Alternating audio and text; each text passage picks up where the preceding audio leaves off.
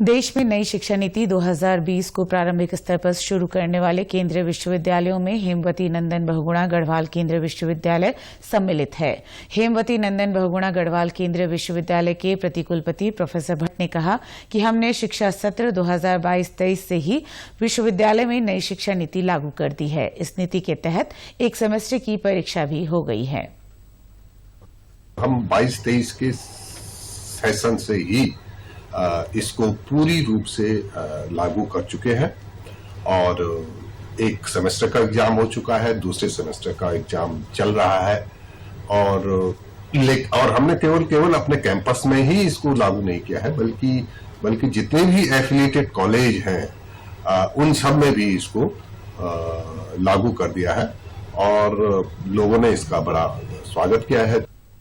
विश्वविद्यालय में नई शिक्षा नीति क्रियान्वयन किए जाने के लिए नियुक्त किए गए समन्वयक प्रोफेसर अनूप डोबरियाल का कहना है कि नई शिक्षा नीति के अंतर्गत स्नातक स्तर पर छात्र छात्राओं को अनिवार्य रूप से भारतीय ज्ञान परंपरा, व्यक्तित्व विकास और पर्यावरण की समझ और उससे जुड़े जैसे विषयों का अध्ययन अनिवार्य रूप से करना होगा।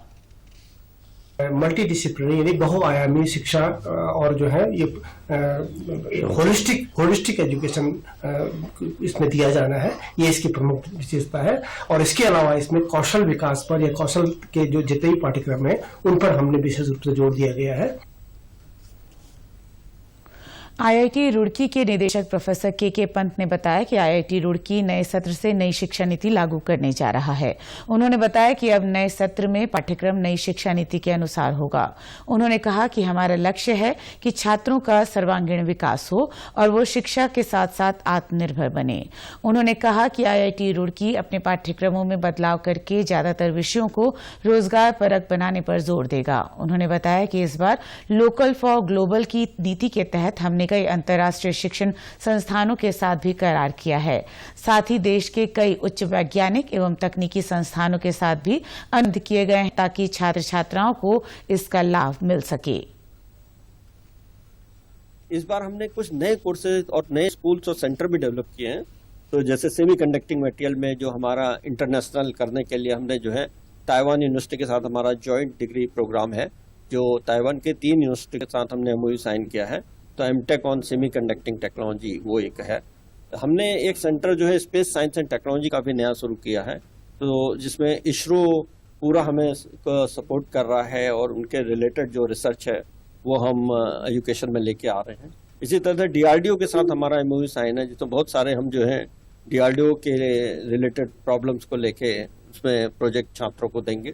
तो मुझे ऐसा लगता है कि जो इंडस्ट्रीज हैं उनके साथ कोलैबोरेशन जो हम बढ़ाने की बात कर रहे थे वो काफी ज्यादा आ रहा है। साथ ही जो हम बात कर रहे थे कि वोकल फॉर लोकल, तो हमने यहाँ भगवानपुर इंडस्ट्रीज के जो एमएसएमई जो उनके साथ एमओयू साइन किया। भारतीय प्रबंधन संस्थान काशीपुर में भी नई शिक्षा नीति को लागू किया जा रहा है। संस्थान के अधिष्ठाता प्रोफेसर कुणाल के गांगुली ने बताया कि इस नीति के तहत आईआईएम काशीपुर सिद्धांत और फील्ड वर्क के समन्वय पर काफी जोर दे रहा है, जिसके अच्छे परिणाम सामने आ रहे हैं। उन्होंने आगे कहा कि इन सकारात्मक प्रयासों के कारण ही आईआईएम काशीपुर को देश के शीर्ष 20 सर्वश्रेष्ठ प्रबंधन संस्थानों में शामिल किया गया है।